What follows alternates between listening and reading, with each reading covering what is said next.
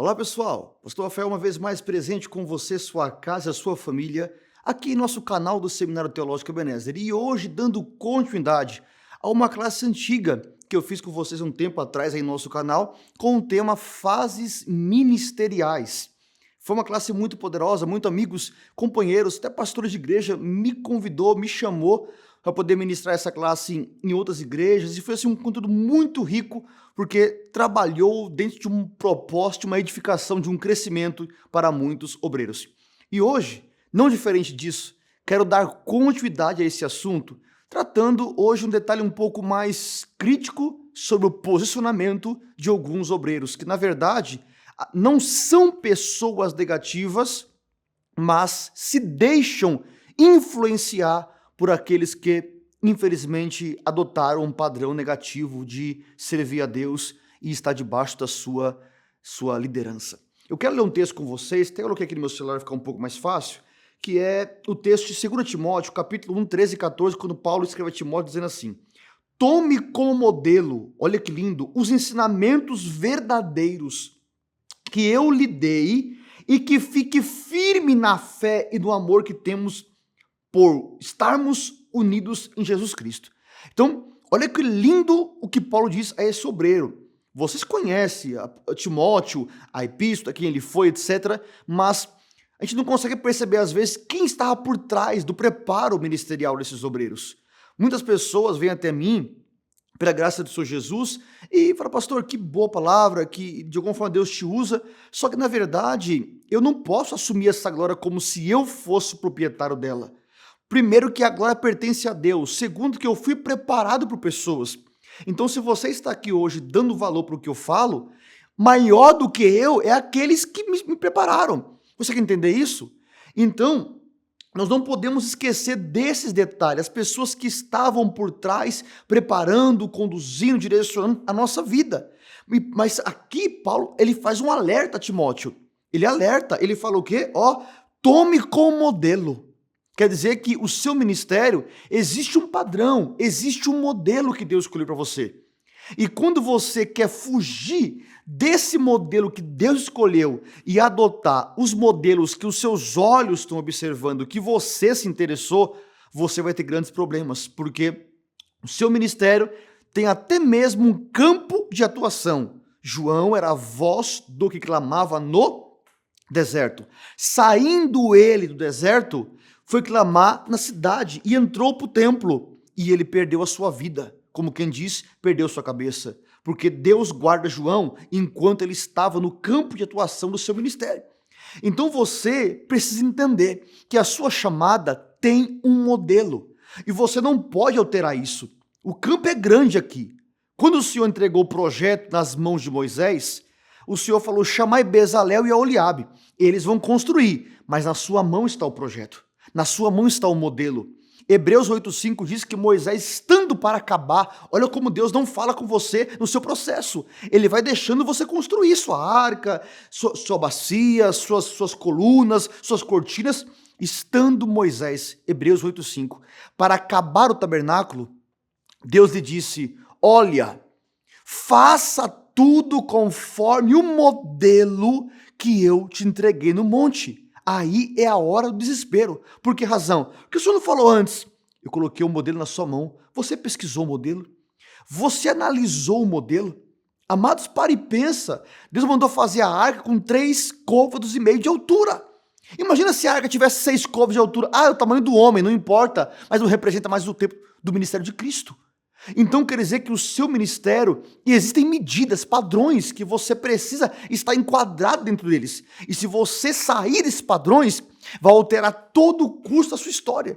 Porque se a Arca da Aliança era para ser feita de madeira de acácia, imagina se eu coloco outro tipo de madeira ali, não vai ser a natureza humana. Então não importa, madeira é madeira, modelo é modelo. Se Deus disse que a madeira é acácia, não coloque madeira de cedro. Não coloque ali uma palmeira, porque Deus vai usar o modelo que ele entregou para determinar a glória da revelação. Então Paulo falou: Timóteo, guarda o modelo. Que lindo texto, 1 Timóteo capítulo 1, 13. Tome como modelo, mas modelo o quê? Os ensinamentos verdadeiros que eu te dei. Então quer dizer que os ensinos que você recebe da sua liderança vão se tornar fundamento da sua história ministerial. E quantos hoje estão rejeitando os padrões do seu pastor, a mensagem do seu líder? Porque segundo eles são teólogos e os pastores são só pastor, mas o modelo do seu pastor é ser pastor e ele não tem obrigação de ser mestre. Não é porque Deus chamou você como mestre que seu pastor tem que ser mestre. Você quer ser pastor igual a ele? Ou vou ter que ser profeta igual os que são profetas? Amados, existe um modelo e nós precisamos ser fiel a esse modelo. E muitas das vezes os pastores querem conduzir esses obreiros mediante esse modelo que Deus entregou, porque o líder está com a visão, com a revelação, mas eles não querem aceitar. E aí nós vamos ver pastores, presbíteros, evangelistas, missionários, diáconos, etc., que estão frustrados. E quando você chega para conversar com eles não têm coragem de assumir que eles não aceitaram o padrão que Deus tinha para eles. Sabe o que eles querem fazer? Eles querem transportar o erro. Foi o meu ex-pastor, foi a ex-igreja, foi as pessoas que estavam lá, mas não tem coragem de assumir, dizer, eu não me submeti ao padrão que Deus tinha para minha vida. Olha o que Deus fez com Moisés, era 50 colchetes, para prender as cortinas. Eram 10 cortinas de linho fino.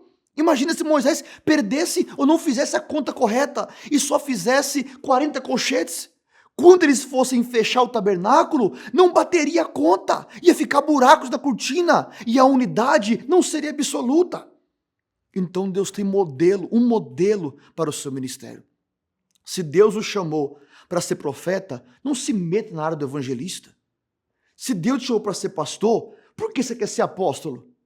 Se Deus te chamou só para ser um diácono, por que você quer ser talvez um mestre da palavra? E muitos que foram chamados para ser pastores querem ser diáconos, querem ser cooperadores, não querem assumir a chamada, porque tem medo do peso. Amados, você nunca será feliz se você não exercer o que Deus determinou para a sua chamada ministerial. Falar sobre fases ministeriais é muito fácil quando chega a unção e o crescimento. E quando Deus manda você, recua, volta lá, se submeta e espere eu falar com você através do seu líder. Nem todos querem viver essa graça. Nem todos, porque para alguns é humilhação demais submeter a sua liderança. É humilhação demais aguardar o tempo do cumprimento do propósito. Queridos, uma palavra como essa é para fazer pessoas retornar ao propósito.